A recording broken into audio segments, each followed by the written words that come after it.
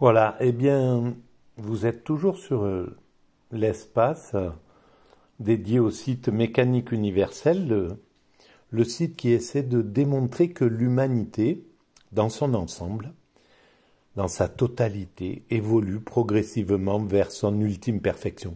On construit péniblement et à travers de nombreuses vicissitudes, des violences, des incompréhensions, des haines, etc. Et pourtant, on construit la paix universelle, la fraternité universelle et l'aboutissement universel de l'ensemble humain.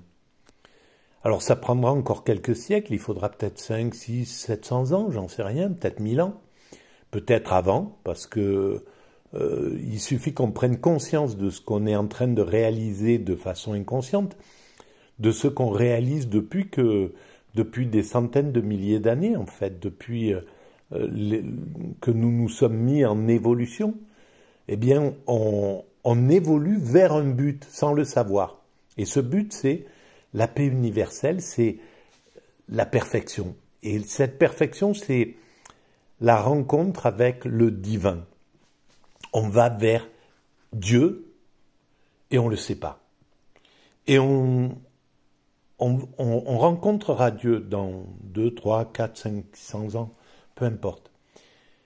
Et on y travaille. Et on y travaille à travers la violence, à travers l'amour aussi, hein, à travers la fraternité, l'entraide, à travers toutes les grandes valeurs de l'humanité.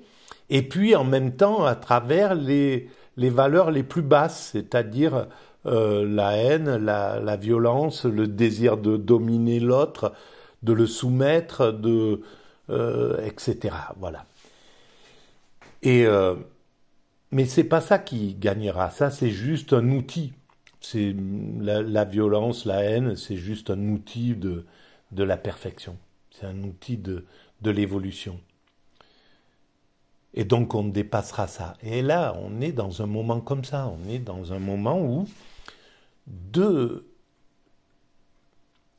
frères, mais c'est même plus que deux frères en réalité, parce que c'est le judaïsme, c'est, on pourrait dire, la mère du monothéisme. C'est la mère symbolique.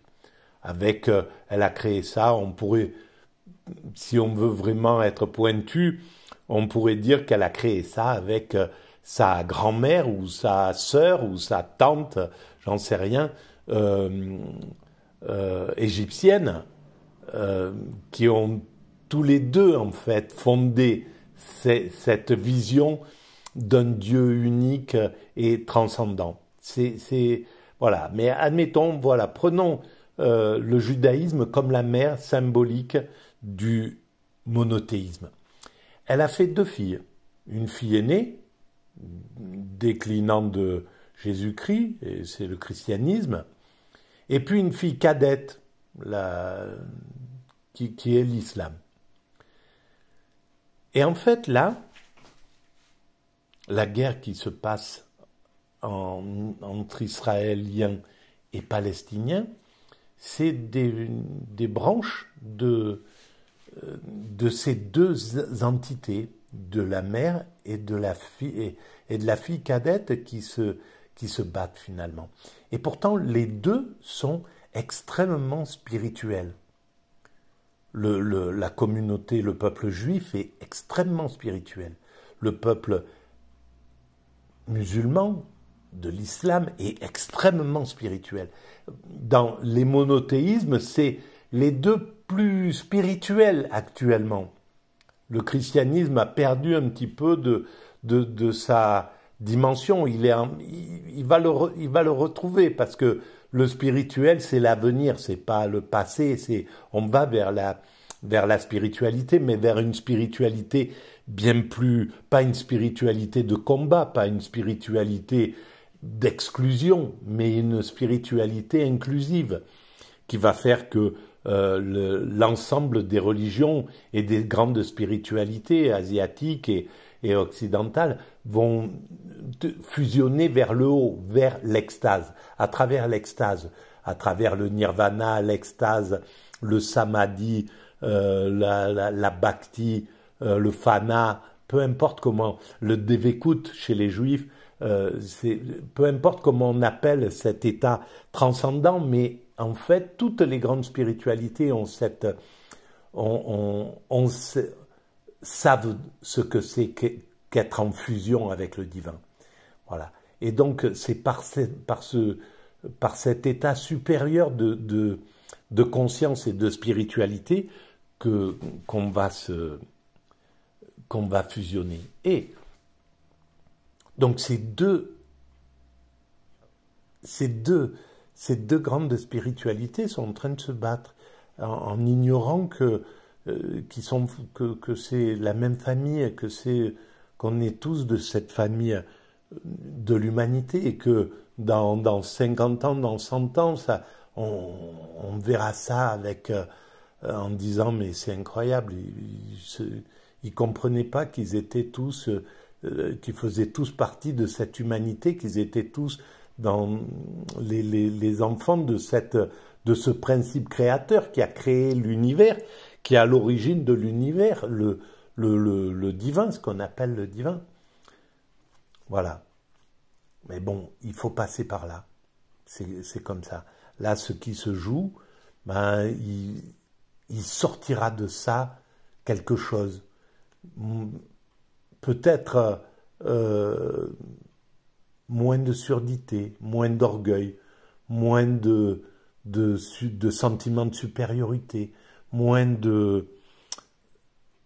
plus d'universalité, plus d'humilité, plus de ces grandes valeurs spirituelles.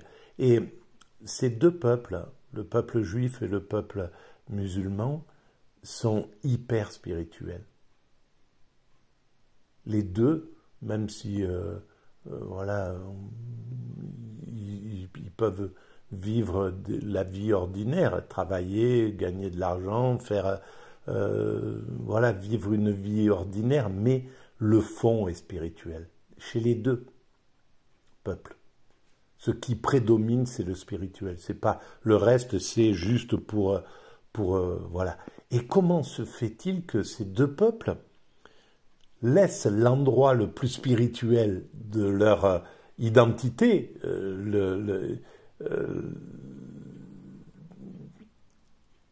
la Palestine,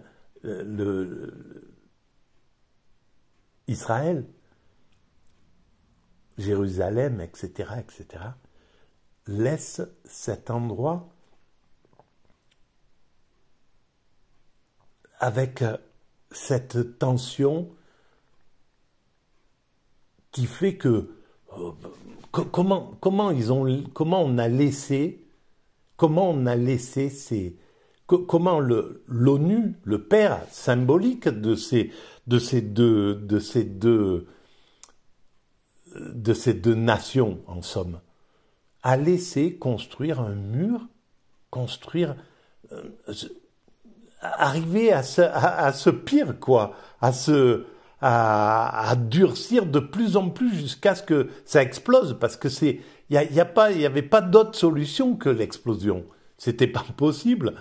Intelligemment, comment ces dominants avaient la tête dans le sable pour ne pas comprendre que c'est intenable, que c'est pas, et puis que c'est maltraiter deux peuples spirituels, les obliger à réfléchir, à être soit dans la mauvaise foi, soit dans le désir de vengeance, soit dans le désir d'oppresser, soit dans le désir de sortir de l'oppression, bref, d'être dans le combat, alors que c'est deux peuples spirituels, qu'ils ont autre chose à foutre que se penser la violence, la guerre, l'ennemi, la haine de l'autre. Ils ont complètement autre chose à faire. Comment on laisse ça se dérouler? Et ça, c'est l'ONU. Et c'est les dirigeants, les dominants occidentaux. Ceux qui se disent amis et puis même pareil, du monde musulman, ceux qui se disent amis de